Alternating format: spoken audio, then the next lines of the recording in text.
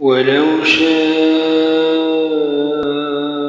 ربك لجعل الناس أمة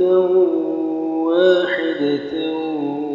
ولا يزالون مختلفين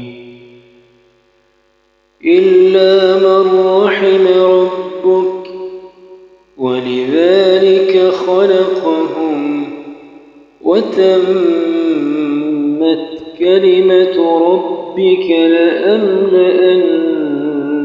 جهنم من الجنة والناس أجمعين وكلا نقص عليك من أنباء الرسل ما نثبت به فؤادك وجاءك في هذه الحق وموعظة وذكرى للمؤمنين وقل للذين لا يؤمنون اعملوا على مكانتكم إنا عاملون